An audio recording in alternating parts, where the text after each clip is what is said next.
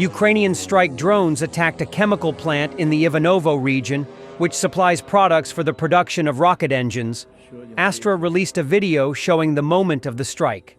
According to Astra, at least 2 strike drones hit the logistics warehouse of the Dmitrievsky chemical plant.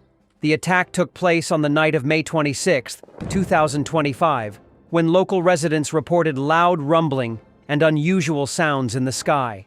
Meanwhile, the operational headquarters of the Ivanovo region confirmed that the fragments of the UAV had been found fallen within the industrial zone of the facility. The plant is located roughly 800 kilometers from the Ukrainian state border. While the factory is primarily known as one of Russia's largest producers of chemical and petrochemical products for the civilian market, it also plays a significant role in supporting Russia's defense industrial base. Primarily, the enterprise supplies its products to the federal state enterprise Kazan state-owned gunpowder plant, a defense enterprise located in Kazan, Republic of Tatarstan. The plant specializes in the production of gunpowder, explosives, and related products for both military and civilian purposes. According to open data, the Dmitrievsky chemical plant has 14 contracts totaling 51,547,850 rubles, indicating the sale of chemicals necessary for the production of gunpowder and explosives, primarily for defense purposes. The plant also supplies products to the federal state enterprise Kamensky Combine, including industrial explosives, TNT, hexogen, octogen, chemical components for ammunition, polymers, and special dual-use chemical substances. This contract is valued at 50,234,266 rubles. Additionally, the plant was struck by the Ukrainian Defense Forces in December 2024. Militarny previously reported that in Russia, strike drones had hit the Azot chemical plant in Novomoskovsk, the Tula region. The Azot chemical plant in Novomoskovsk, the Tula region, is one of the largest chemical plants in Russia. The plant specializes in the production of nitrogen fertilizers, including ammonia, urea, and other chemical products.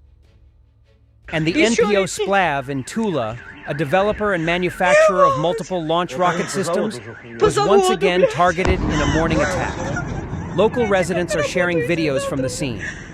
Eyewitnesses managed to film the moment of the strike on the territory of the Splav State Research and Production Association, NPO Splav, in the morning of May 26, 2025.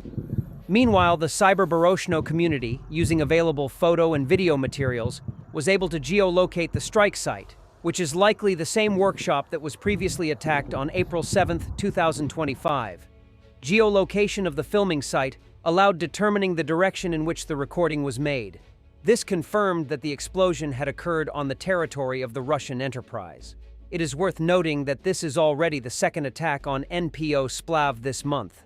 On May 7, 2025, strike drones hit the plant's territory, having caused thick smoke to rise into the sky and a fire to break out.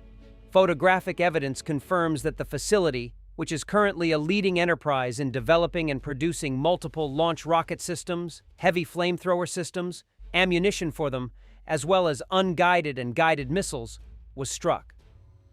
Based on the analysis of photo and video materials by the Cyber-Baroshno community, it was determined that the attack had targeted a production building of NPO Splav at coordinates approximately 330 kilometers from the Ukrainian border. Militarny previously reported that a Ukrainian drone strike had destroyed a newly built workshop at the Shklovsky Val plant in Tula, Russia, a facility known for manufacturing the Pantsir-S air defense system. The new workshop, built on the enterprise's territory as part of the production expansion in March 2025, was destroyed during the drone attack on May 7, 2025. The factory has been targeted before.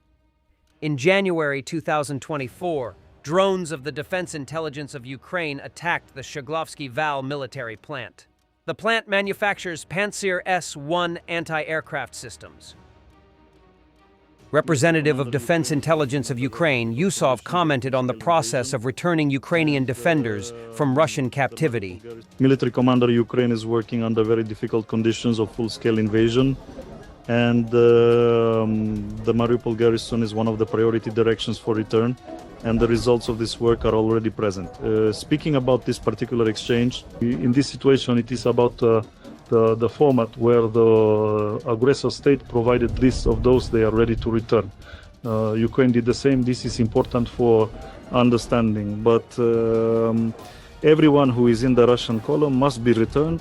Ukraine is fighting for each of its citizens. I want to remind you that this is the 65th, yes, no more, but already the 65th exchange conducted by the coordinating headquarters for the treatment of prisoners of war during the full-scale invasion. 5,757 citizens have already, you could say as of today, been returned as part of the exchange, and over 500 Ukrainians outside the exchange. French President Emmanuel Macron. I think President Trump realizes that when President Putin on the phone told him he was ready for peace, or when President Putin told his envoys he was ready for peace, he lied to them.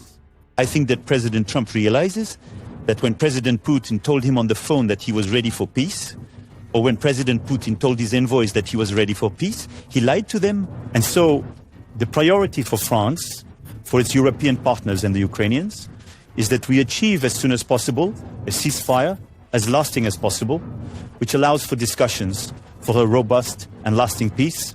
And for that, as we said to each other about 10 days ago in Kyiv, into close coordination with the Europeans and Americans, and indeed several other allies, well, we gave a deadline to President Putin so that finally everyone can see that he's lying, and that beyond this deadline, there would be massive retaliation, particularly in terms of sanctions. In recent hours, we have seen once again the anger of Donald Trump being expressed, a form of impatience. I simply wish now for it to translate into action. I wish that this indignation he has expressed, which we share, it translates into a capability of the United States of America with the Europeans, threatened a package of sanctions completely different and much more massive to deter Russia, and finally stop the conflict. Peskov commented on President Trump's recent statement about Putin. It is a very responsible moment, which is connected, of course, with the emotional overload of absolutely everyone and with emotional reactions. We are closely monitoring all reactions. President Putin is doing what is necessary to ensure security. Well, of course, the start of the negotiation process, for which the American side put in a lot of effort, is a very important achievement. And we are indeed grateful to the Americans and personally to President Trump for assisting in organizing the launch of this negotiation process. And this is a very important achievement. Of course, at the same time, it is a very responsible moment, which is naturally connected with the emotional overload of absolutely everyone and their emotional reactions. We are closely monitoring all reactions. At the same time, President Putin makes the necessary decisions to ensure the security of our country. We were all witnesses to how the Kyiv regime threatened foreign leaders on the eve of their visit to Moscow for the celebration of the day victory. Everyone heard these threats from the Kyiv regime, and many leaders who were present here actually witnessed the Kyiv regime's attempts to carry out drone strikes on the territory of the Russian Federation, on major cities, and on the eve of such an important day in the capital. These attempts continue. We are forced to take measures, and President Putin is doing what is necessary to ensure the security of Russia. After President Trump called Putin absolutely crazy, the Russian stock market has lost about 100 billion rubles in several hours, Russian media report. Gazprom's stock has fallen by 3.5%. Russian Sberbank and VTB bank stocks have fallen by 1.5% and 2.4% respectively due to information that the EU might disconnect 20 more Russian banks from SWIFT. Economic pressure on Russia must become stronger. Sergei Stepashin, the head of the Association of Lawyers of Russia, recently said that the procedure of dissolution of the USSR was allegedly violated. As a result, the USSR legally exists. This is a political statement that makes no sense to analyze legally. The Kremlin is sure that it can make such statements and rewrite history. This statement was interpreted as an appeal to Ukraine. But in fact, if we are talking about the restoration of the USSR, it is an appeal to all the states that emerged after the collapse. Latvia, Lithuania, Estonia, Belarus, Moldova, Ukraine, Azerbaijan, Armenia, Georgia, Kazakhstan, Kyrgyzstan, Tajikistan, Turkmenistan, and Uzbekistan. Will there be a reaction to such statements?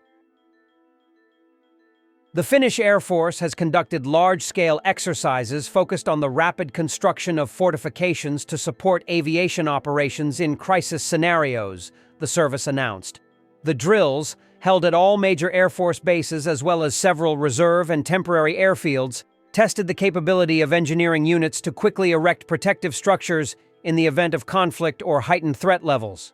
Key emphasis was placed on the construction of durable concrete shelters and rapidly deployable sandbag fortifications designed to protect personnel and aircraft from shelling or airstrikes.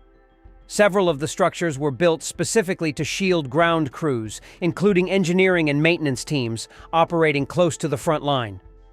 These Air Wall 25 exercises were among the most significant in the post-war history of the Air Force's engineering unit, said Major Joni Pirinen, head of the engineering department of the Finnish Air Force. The exercise involved dozens of active duty service members, reservists, and between 200 and 300 employees from construction firms working in partnership with the Finnish Defense Forces. Construction was carried out by both official Ministry of Defense contractors and local subcontractors. Pirinen said the joint effort had demonstrated a high level of coordination and efficiency, and had marked the first time the entire chain of participants involved in airbase infrastructure preparation had been engaged in such drills. Importantly, we did not find a single weak link, he noted. Beyond technical construction capabilities, the exercise tested logistics, coordination, and adaptability under simulated conflict conditions. Particular attention was paid to civil-military cooperation, seen as critical for mobilizing industrial and technical capacity during large-scale emergencies. The exercises helped validate existing engineering solutions and generated new insights for improving defense infrastructure and safeguarding key military facilities. Finland is scheduled to receive 64 F-35A Block 4 multi-role fighters between 2025 and 2030. Thanks for watching, and don't forget to subscribe. Also, if you want to support Warthog Defense, please become our member and get early access to new videos, exclusive members-only videos, and become administrator in comment section. The membership link is in the description. Rescues every day. We had a guy last week, it's 6 rescues in 6 days. You know, he's doing the job every day.